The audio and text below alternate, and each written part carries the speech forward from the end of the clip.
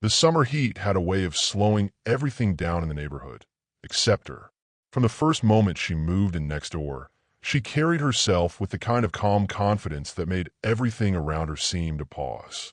Her name was Elena, a 40-year-old American Latina woman with long black hair, sun-kissed skin, and a smile that could make even silence feel warm. The other neighbors called her Asterisk, the new lady on Maple Drive. Asterisk to me, she was the unexpected spark that turned ordinary days into something I couldn't quite define. I met her the day I offered to help unload boxes from her car. She wore a light summer dress, simple but elegant, and when the wind brushed a strand of her hair across her face, she laughed softly, not embarrassed, just human. That moment stuck with me. I remember how her voice had a low, soothing tone when she said, "You don't have to help, really." But I insisted. There was something magnetic about her, not loud or obvious, but quietly powerful. Inside her house, the scent of citrus and coffee filled the air. It was warm, lived in already, as if she brought home with her wherever she went. She moved with an ease that came from experience, someone who knew who she was and didn't need to prove it. I tried to play it cool, but my pulse gave me away every time our hands brushed passing a box.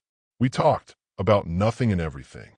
She mentioned she worked in design, loved old jazz, and hated how people always assumed she lived alone because she was too busy for love. I told her I just finished college and was freelancing to stay close to home. Her eyes softened, but there was a flicker of curiosity there too. When the last box was set down, she smiled and said, "You're sweet, but I'm old enough to be your mother." It wasn't said with judgment, more like a gentle reminder, a line drawn in the sand. And before I could think, the words slipped out, and young enough to drive me crazy. The air shifted. The room went still. Her lips parted, a quiet laugh escaping before she shook her head. "You shouldn't say things like that," she murmured. But she didn't sound angry. She sounded unsure, maybe even flattered. That was the first time I saw her guard falter, just for a second. Her eyes met mine, longer than they should have, and something unspoken passed between us. That night, I couldn't stop replaying that moment. The look in her eyes, the way her laughter lingered in my head. I didn't know it yet, but something had started, something that neither of us would be able to ignore for long. The line between curiosity and danger had been drawn, and I was already standing on it. The next few days felt like walking through static. Every glance, every conversation with Elena carried an invisible current I couldn't shake.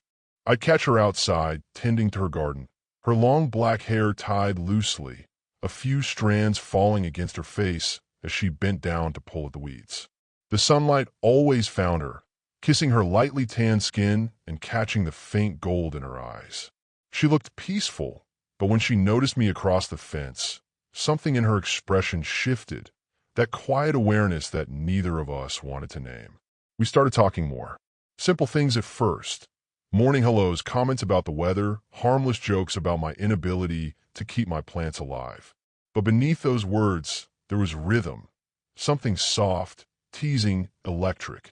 I'd find excuses to linger, offering to carry groceries, helping her adjust a broken gate hinge, or bringing her coffee when she worked in her garden. She always protested, always said, "You don't have to do that." Yet she never told me to stop. There was one afternoon I'll never forget. She was painting her porch railing, dressed in worn jeans and a loose white shirt tied at her waist. I offered to help, and she laughed, that low, warm laugh that always made me lose focus. "You really don't know how to stay away, do you?" she asked. "I could say the same to you," I replied. She paused, brushed midair, eyes cutting toward me. "Careful," she said softly. "You say things like that too easily." "Maybe because I mean them," I said before I could stop myself. The silence that followed was heavy, not awkward, but thick with everything we weren't saying. I could feel her pulse in the air between us.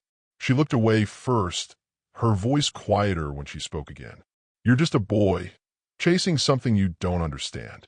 "Maybe," I said, stepping closer, "or maybe I understand it too well." Her eyes met mine again, steady, searching. Then she smiled faintly, setting her brush down. "You're too young to flirt like that." And you're too beautiful to pretend it doesn't work, I said. Her laughter this time was softer, unguarded, almost sad. She shook her head, walking past me, her shoulder grazing mine. That small touch, that half-second of warmth through the fabric, was enough to burn through me like fire. When she disappeared inside her house, the air felt colder. But I knew she felt it too, the tension, the pull. That night, I saw her through her kitchen window, making tea. She looked out briefly, her gaze drifting toward my porch light. Our eyes met again, a simple thing, yet my heart pounded like it was anything but simple. That was when I realized something. This wasn't just attraction anymore. It was gravity, and both of us were falling, pretending we weren't. The morning after that moment on her porch, everything between us shifted, subtly but undeniably. It was as if the world had gone quieter, forcing us to hear what neither of us dared to say aloud. Every time I saw Elena, something inside me tightened. The memory of her shoulder brushing mine, the softness in her laugh where she tried to steer away from the tension we both felt but couldn't escape. I tried to keep my distance. I told myself it was for the best. But the universe seemed intent on throwing us together. One evening, as I was heading home from work, I saw her struggling with a heavy box outside her car. I didn't think, I just went over and offered help. She hesitated, brushing a strand of hair behind her ear, her cheeks slightly flushed from the effort. "You don't give up, do you?" she said, smiling faintly. "Not when someone needs me," I replied, lifting the box easily. She opened her door and stepped aside, her scent, faintly of jasmine and something warm, familiar, brushing against me. It was a small space, her living room, cozy and full of character. Books stacked on the table, candles half-burned, a photo of her with someone who must have been her ex-husband. The air felt intimate, personal, like stepping inside her world.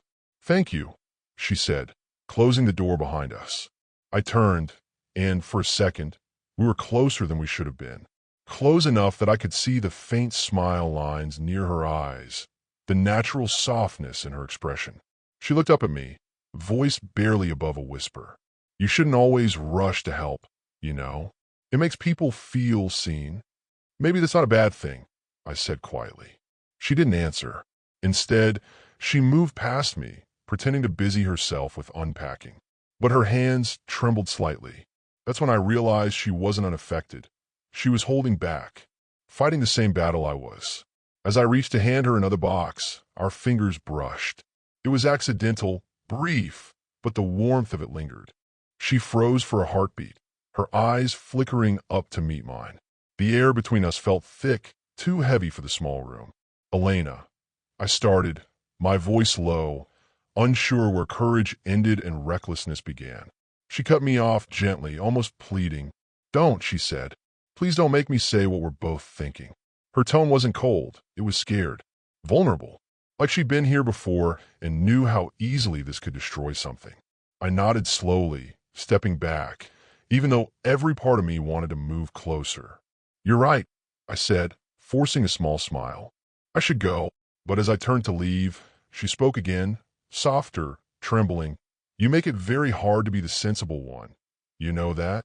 That one sentence haunted me long after I walked out her door, because it meant she'd already crossed the same invisible line I had. The days that followed were a quiet battle, the kind fought not with words, but with glances, half-smiles, and the constant hum of what-ifs. Every time I saw Elena, watering her plants in the morning sun, laughing faintly at her phone, or waving at neighbors, I felt that same pull. The kind that starts as curiosity and grows into something heavier, something that sits in your chest and refuses to leave. She tried to act like nothing had happened that evening. No trembling voice, no almost confession. But her avoidance said everything. She didn't linger in the hallway anymore. Didn't call me over for help with groceries or accidentally ask for my opinion on home repairs. And yet, I catch her watching me, sometimes from her porch, a mug in her hand, her eyes soft but guarded. It was late one night when that silence finally broke. A storm had rolled in, one of those deep summer rains that drench everything in seconds.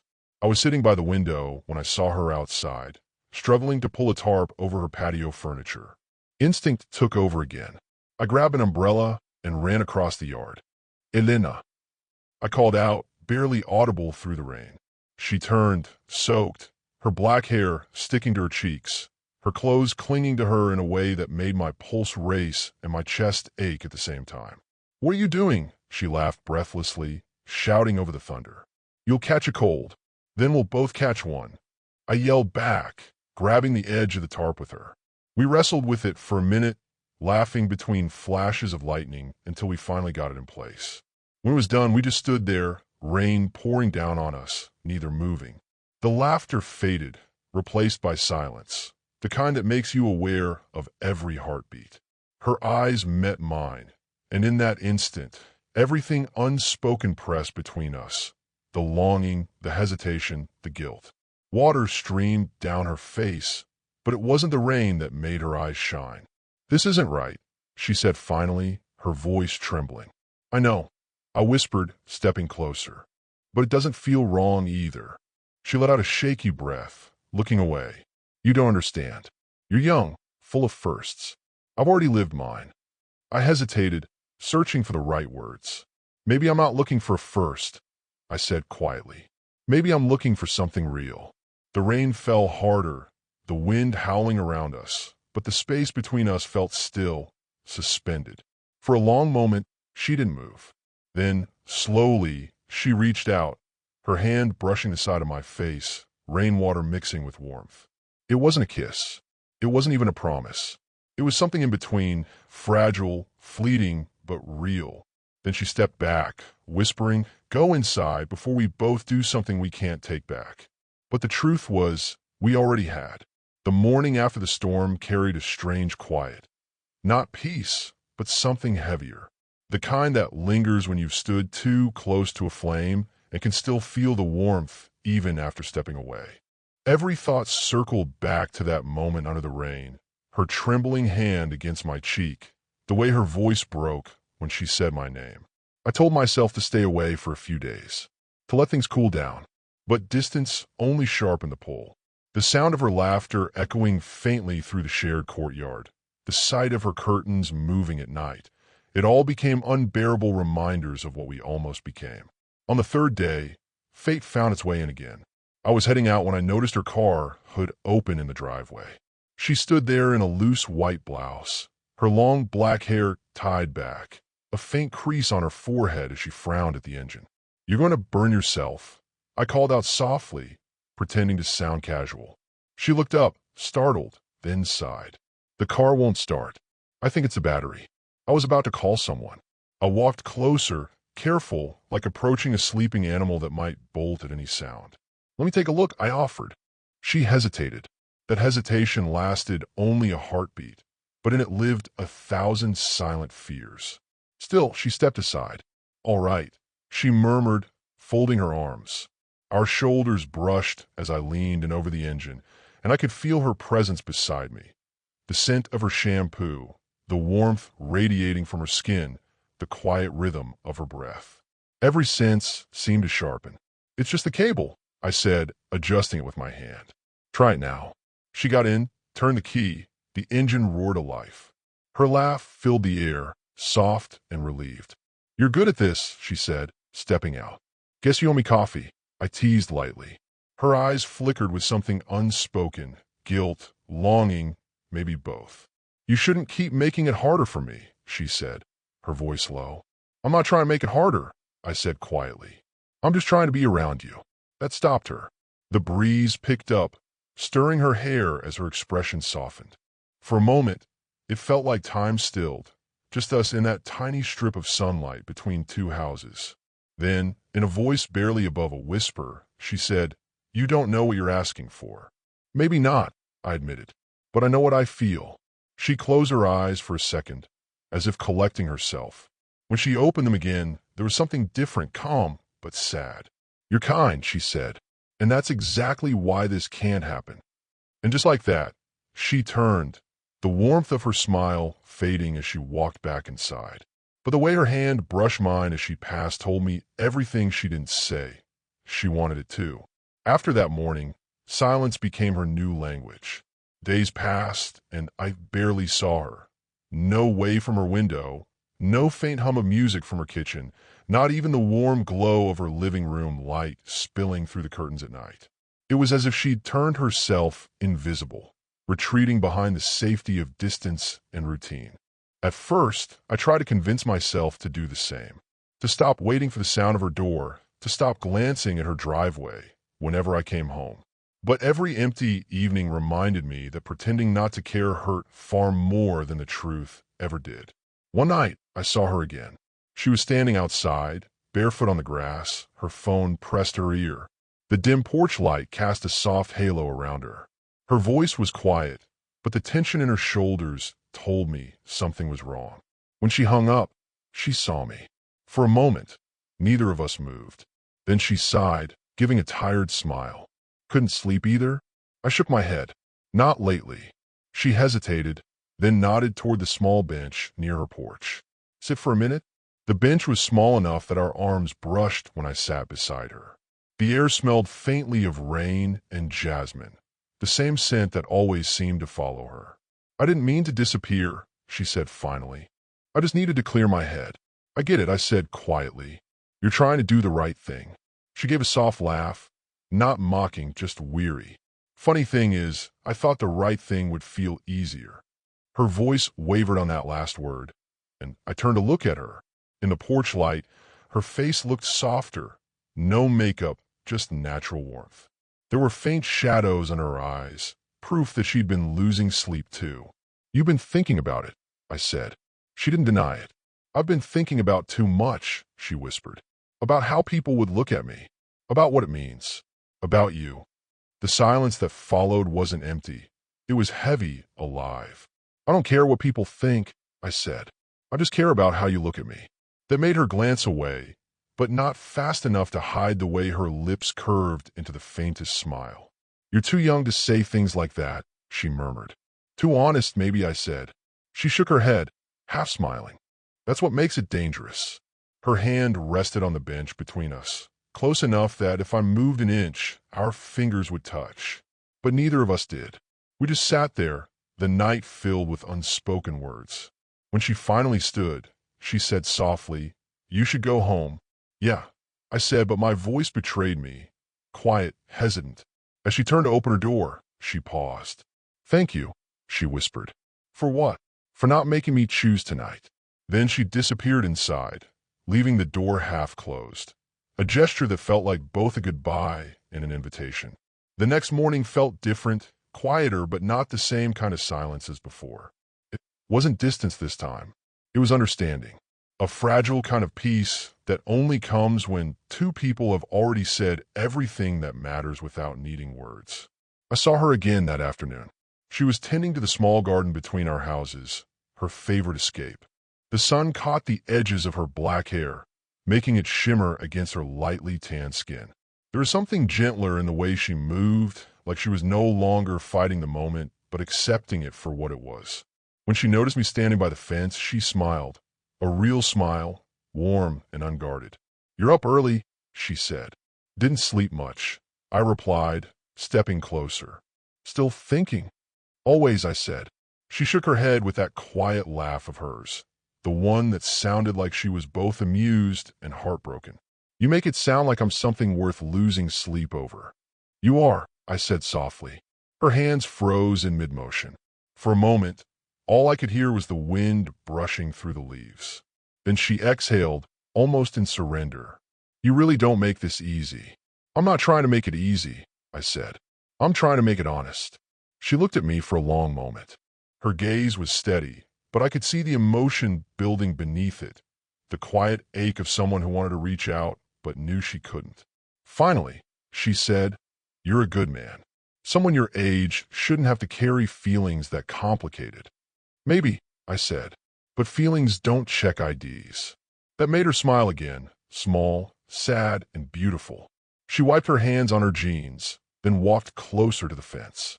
We stood inches apart, the sunlight catching the small gold hoops in her ears. I could smell the faint trace of her perfume, soft and familiar. For a second, it felt like the world slowed down. Her hand brushed against mine as she leaned on the fence, and the touch was barely there, just skin against skin, but it was enough to make my chest tighten. I think about that night, I whispered. The rain. What almost happened? So do I, she admitted quietly. Every day. Then she looked down, eyes glistening. But if we ever crossed that line, I don't think either of us could go back. I nodded, though part of me wanted to disagree. Maybe we don't have to go back, I said softly. Maybe we just stay here, somewhere in between. She smiled, eyes wet but calm. Somewhere in between, she repeated. I could live with that. And as she turned to walk away, she added over her shoulder, just don't fall in love with the neighbor, okay? I smiled to myself, knowing it was already too late. She didn't look back, but when her fingers brushed the fence before stepping inside, I knew she didn't need to. Some goodbyes don't end things. They just change what they mean.